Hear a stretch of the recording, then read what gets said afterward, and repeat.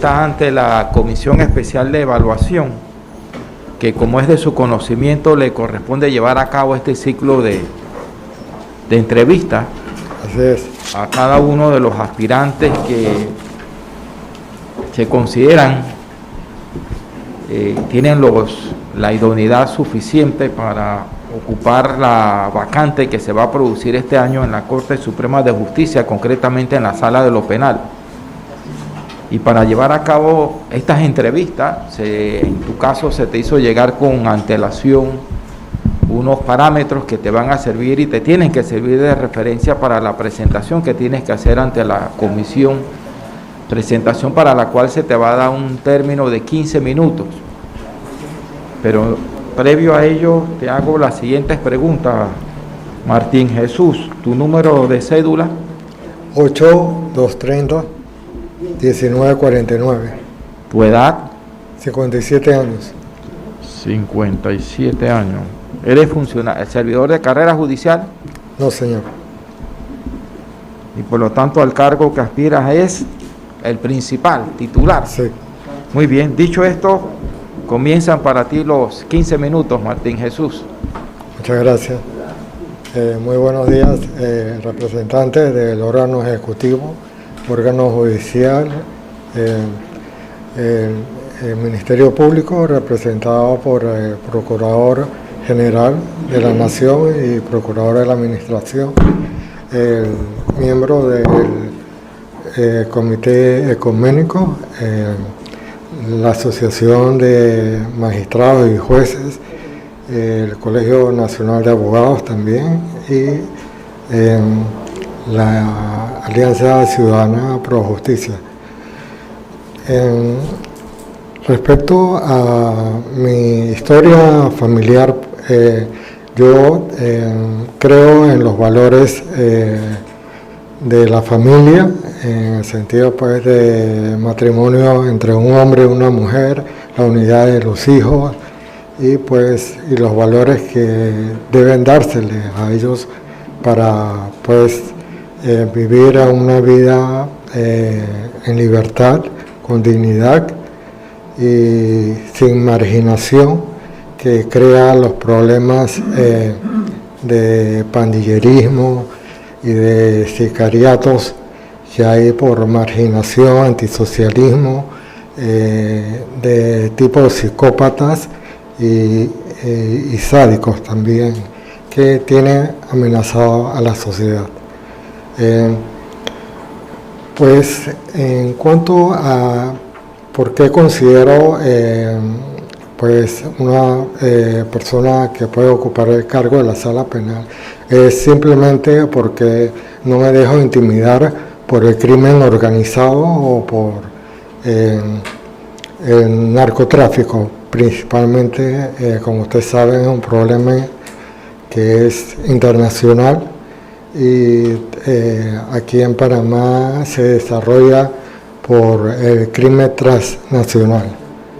Y tengo valentía, soy un hombre transparente, yo no iré a ese cargo a pedir soborno a narcotraficantes, como ha sucedido anteriormente en este país, como ustedes saben,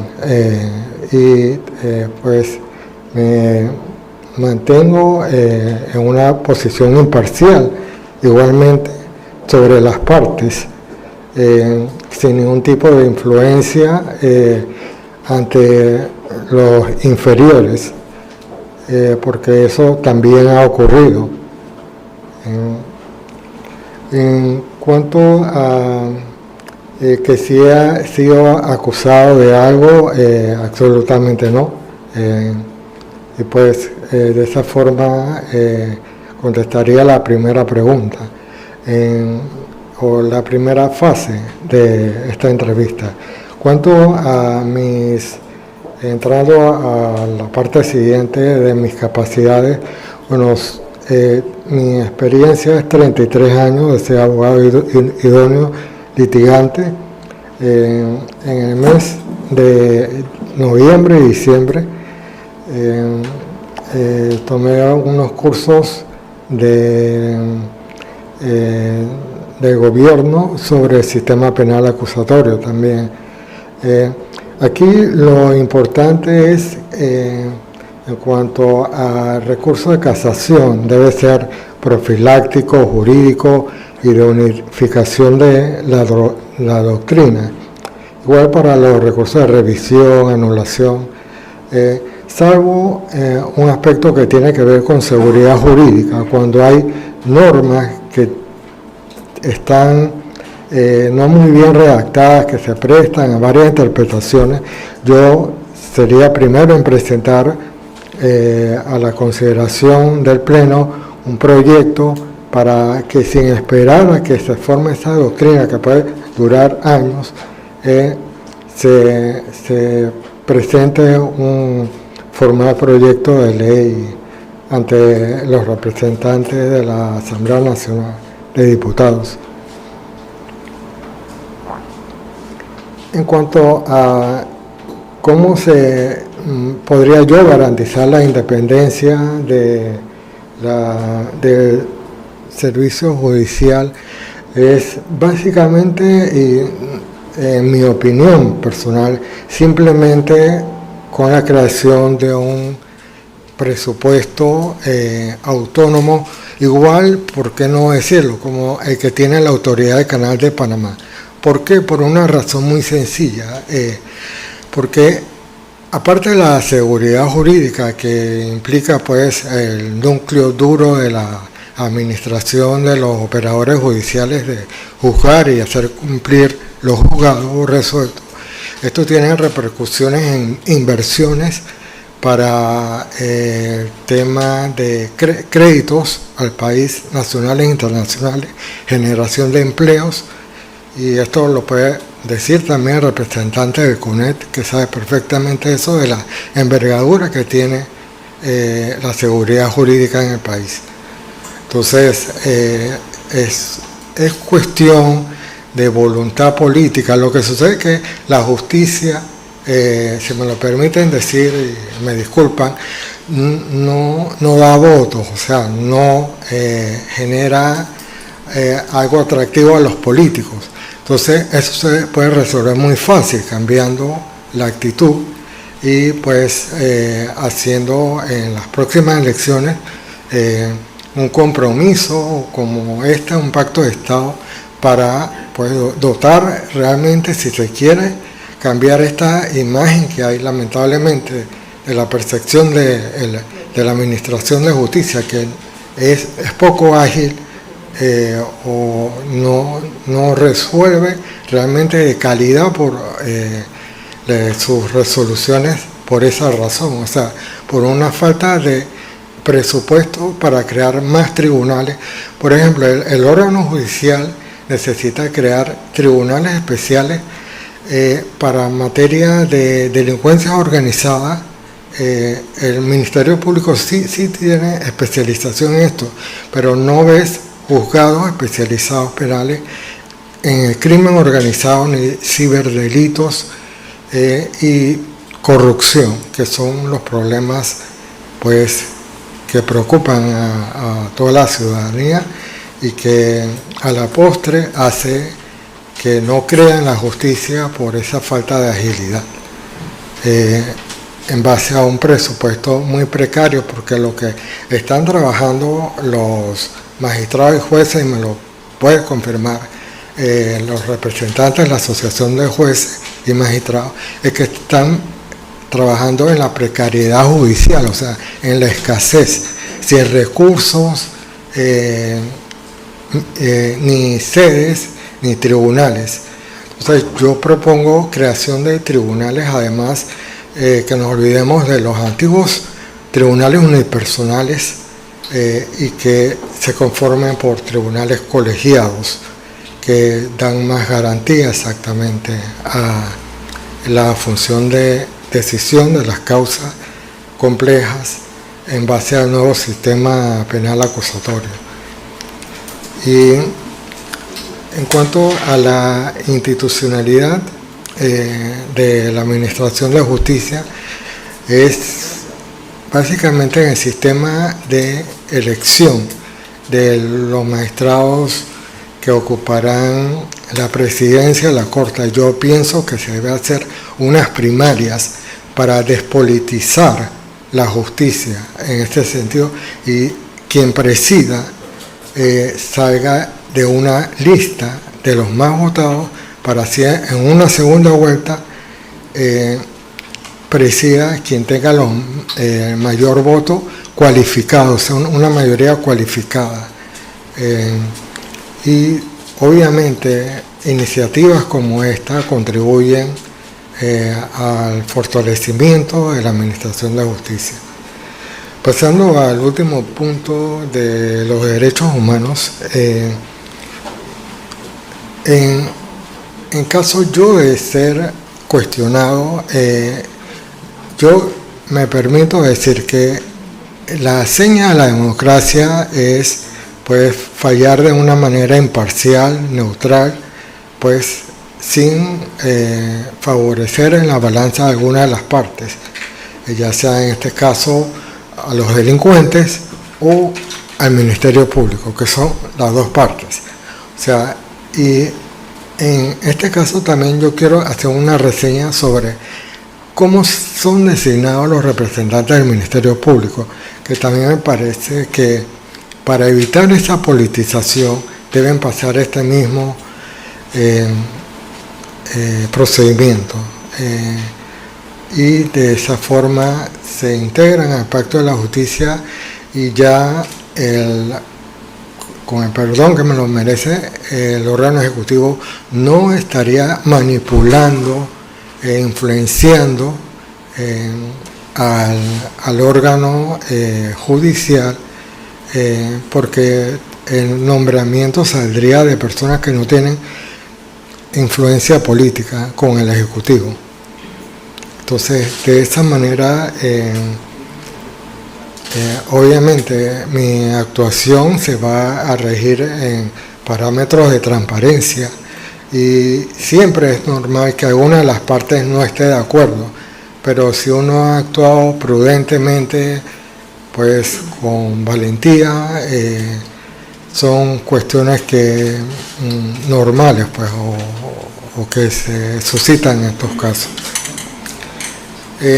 Mi trayectoria en lo que es la defensa de los derechos humanos, pues, ha sido remontándome a la época donde aquí no se respetaban las instituciones por vivir en un estado autoritario, militar, y ahí pues mi actuación también profesional siempre he buscado pues la defensa de los derechos humanos, que no son otros que el principio de igualdad o equivalencia ante la ley, la rendición de cuentas ante la ley y sobre todo la equidad, aparte de la independencia de los magistrados y jueces. Otro de los elementos que serían interesantes para fortalecer la democracia en un Estado de Derecho es que a los reclusos, que como todos sabemos hay una sobrepoblación en los centros penales o penitenciarios, deberían dárseles unos cursos de capacitación para que siendo delincuentes primarios se reintegren a la sociedad pues de una manera útil, y a la vez sepan pues que su actitud le acarrea unas consecuencias y que tomen conciencia a la hora de reintegrarse a la sociedad panameña. Creo que es de justicia, y esto tiene que ver con los derechos humanos, de la equidad, pues porque son personas que al fin y al cabo por su situación de marginalidad fueron utilizados para cometer delitos, y claro, respetando siempre el derecho a las víctimas a ser resarcidas. Sería todo, y quedo a su disposición. Carlos Lee. de Alianza Ciudadana. Gracias. Buenos días. Buenos días. Martín Jesús. Correcto. Me gustaría que profundizara en su enfoque de derechos humanos. Usted expresó al inicio de su intervención, casi al inicio, el tema del matrimonio entre un hombre y una mujer. Y me vino enseguida a la mente si desde el enfoque de derechos humanos habría algo que hacer con las personas que son del mismo sexo, que tienen preferencias sexuales distintas a las convencionales y que reclaman que sus relaciones sean formalmente reconocidas por el Estado panameño, desde un enfoque de derechos humanos. Me gustaría conocer su análisis. Sí, bueno, en mi opinión personal, por mis valores, yo realmente es un aspecto que respetaría, obviamente, pero como aquí se requiere pues una persona con valores éticos, morales, pues es que hacía la referencia, no por ningún tipo de discriminación, porque sí, es cierto, los derechos humanos no se trata de actos discriminatorios, sino todo lo contrario, inclusivos. Entonces, en ese sentido, los derechos humanos no discriminan en ningún acto en particular.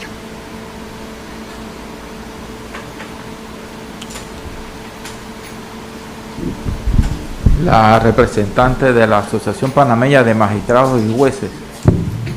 Gracias, señor presidente. Bienvenido, licenciado Molina. Entendí que usted manifiesta que el órgano judicial no tiene jueces especializados en materia penal, o sea, en los temas específicos de materia penal.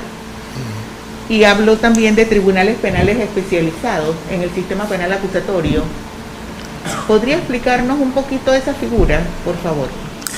Sí, como todos sabemos, existe una necesidad de que se resuelvan de manera ágil, lo que da una respuesta de calidad al tema planteado. Algunos temas que tienen que ver con corrupción, con ciberdelito, por ejemplo, esto, y del crimen organizado, que está a la alta y golpeando mucho a la sociedad. Entonces, lo que vemos ahora son, pues, tribunales, los juzgados de garantías, que en algunas fases no son colegiados, ¿no? Como usted sabe, en la de control de los actos de investigación, no en la fase intermedia, no son colegiados. Entonces, ¿cómo hacerlo? Incrementando el número de juzgados que sean colegiados y especializándolos por medio de capacitaciones en esos temas. ¿Sí? Gracias. Profesor Luis de León Arias. Sí, gracias, procurador. Usted tocó un tema que yo lo ubico dentro del concepto de la transformación de la administración de justicia, y usted se refiere a una fórmula para la elección de los magistrados de la Corte Suprema de Justicia. Me da a entender que usted daría una opción de que los magistrados de la Corte fueran electos de una asamblea de jueces. Sí, para la presidencia. Explíqueme eso, que está interesante esa postura, pero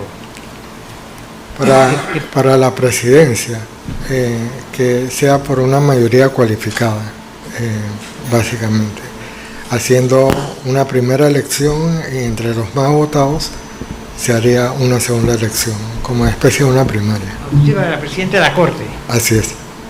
Yo pensé que era para la selección de los No. magistrados de la Corte Suprema de Justicia, porque es interesante, se han hecho una serie de experimentos, por ejemplo en la Constitución de Río Negro,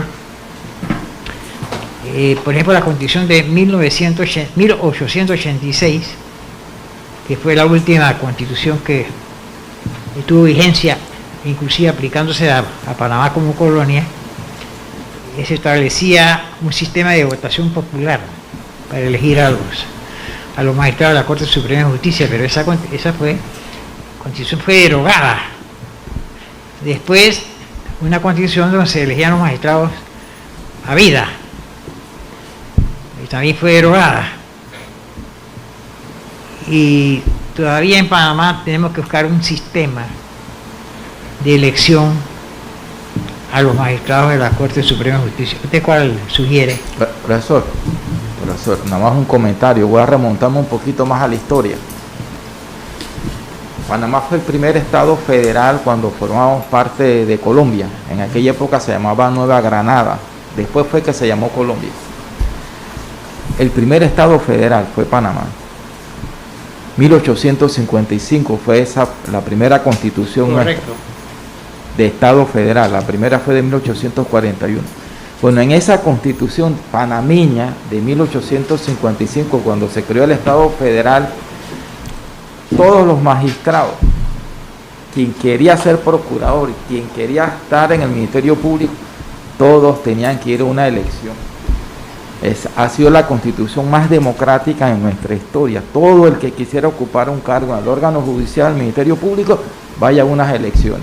Duró muy poco, pero ahí está la historia. Cuando escucho a Martín, bueno, hay que retrotraerse en aquella época, que no, para aquella época no era algo descabellado. Quizás ahora, hoy día, nadie quisiera ver a un aspirante a la Corte en una campaña electoral y que voten por mí. Yo no sé hasta dónde estaríamos preparados para eso, pero en 1855 esa fue la fórmula que nos dimos en Panamá. Nada más hago el comentario para adicionar a lo que ha planteado acá Martín. 1855, febrero de 1855. Sí, yo estoy de acuerdo con el señor decano que sí, también para la elección en el órgano legislativo debería haber una mayoría cualificada igualmente.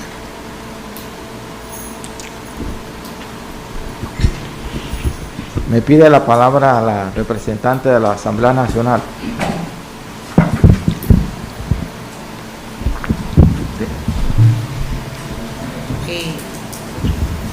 Gracias. Muy buen día, aspirante Martín Jesús Molina Rivera. Katia Rodríguez, Asamblea Nacional.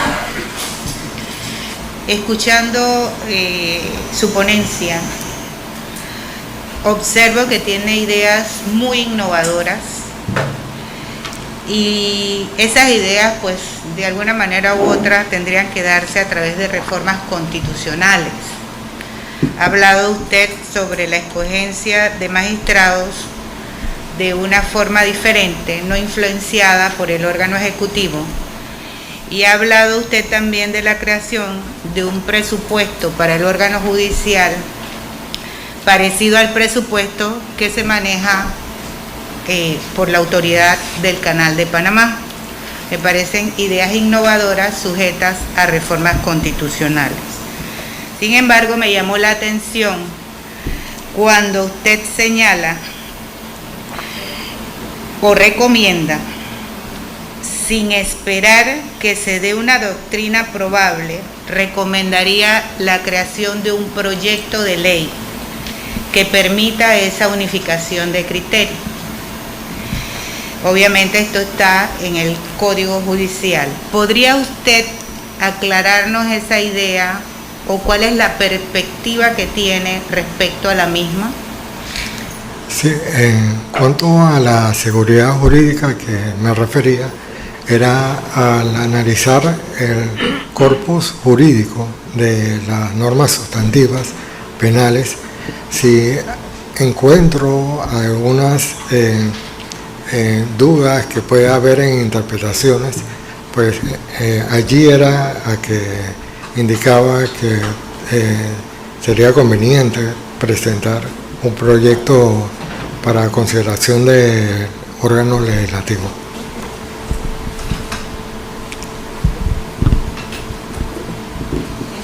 Eso sería más bien en base a lo que reiteradamente ha señalado la Corte en sus fallos, o usted tiene una idea adicional con respecto a la unidad de criterios o la unificación de criterios con respecto a la motivación de las sentencias o la forma de fallar de los jueces o los tribunales, que sabemos en algunos despachos jueces con diferentes criterios, pero sin que ello afecte la independencia judicial. Me gustaría que nos fuera un poquito más puntual en torno a esa idea.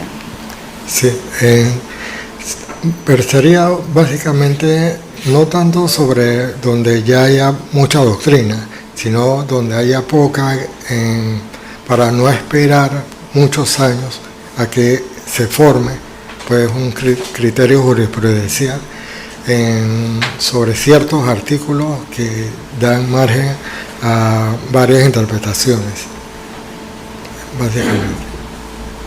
Muy bien. Martín Jesús Molina Rivera, gracias por estar acá, gracias por tu participación, gracias por creer en este proceso y la mejor de la suerte. A ustedes, gracias.